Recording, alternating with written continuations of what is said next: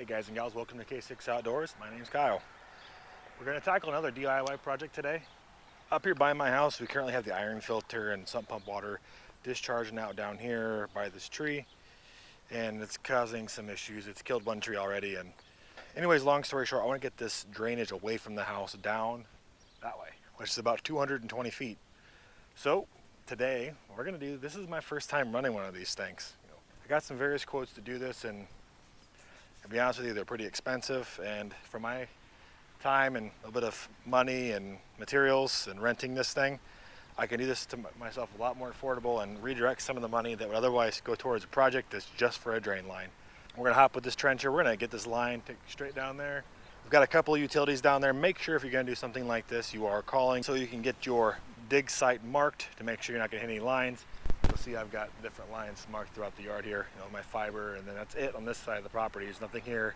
Till we get down there, there's some more fiber and power, which we'll hand dig. We're gonna use the power washer to reveal the wires if there's anything there. So let's go ahead and hop right into this. I'm gonna start trenching. That's what we're gonna work on today. Then we're gonna use 4-inch PVC. This is a scheduled 35, which is actually slightly smaller. It's a thin-walled PVC. It's a lot better than this corrugated like we have right here. I'm not gonna mess with this for today because, well, it's fine for now. It's not very old, and if I have something fail, I can, go right here and fix that. So we're gonna go ahead and start trenching down here and, keep going.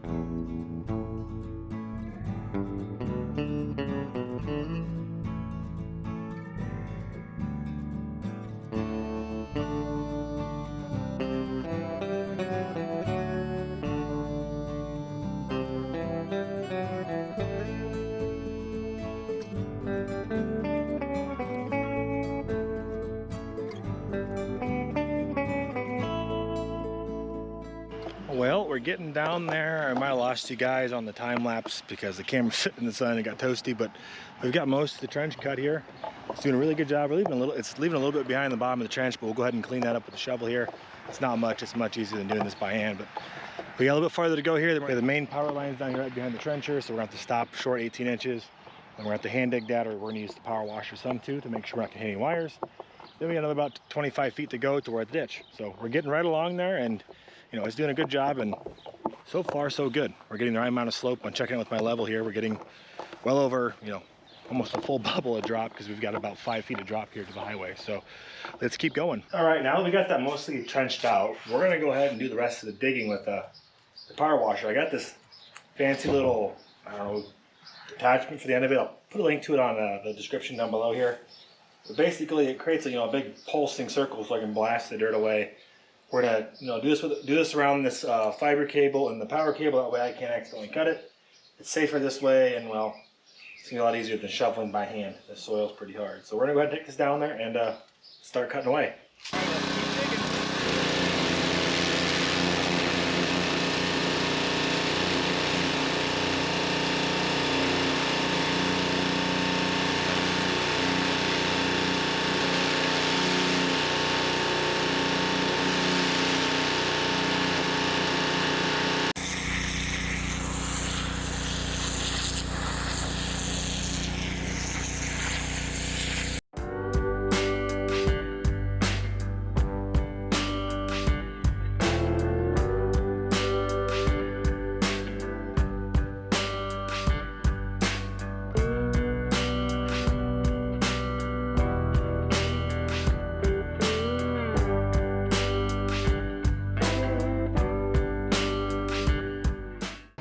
it. We got it all in here.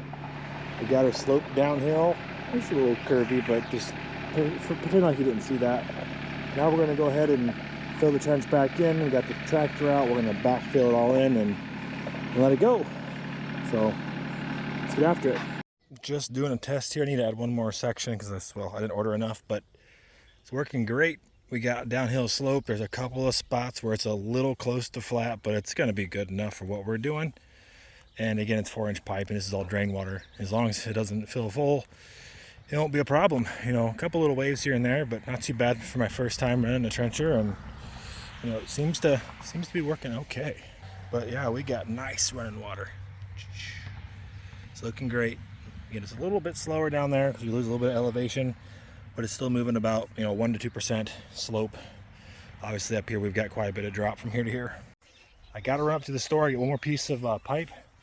I'm going to come back and get this filled in, but so far so good, and I'm super happy with how it's turning out and looking forward to not having to worry about this water issue anymore, over here killing these trees like that one right there.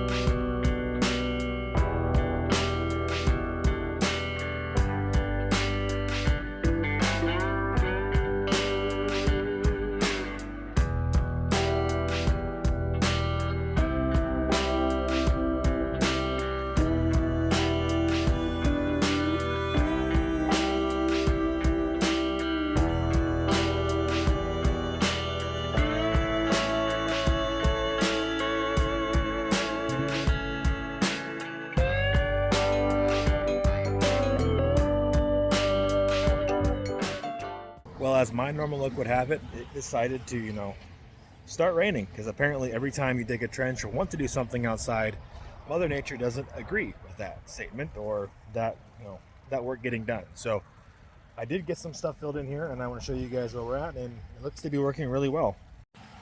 So we got a good majority of this filled in before it started raining. I actually ran out of pipe down here in the end because, like an idiot, I didn't buy any extra, so I had to run back up to the store, which is 15 minutes away. But we got used the bucket on the tractor here to pull that dirt back in, as you saw in the video. And yeah, it turned out really good, I think. I had pretty good fall the entire way down. We've got a lot of drop from right here up to the house in general. So yeah, this was not hard in this area, but as we got down here, it was flatter. I had to be a little more careful.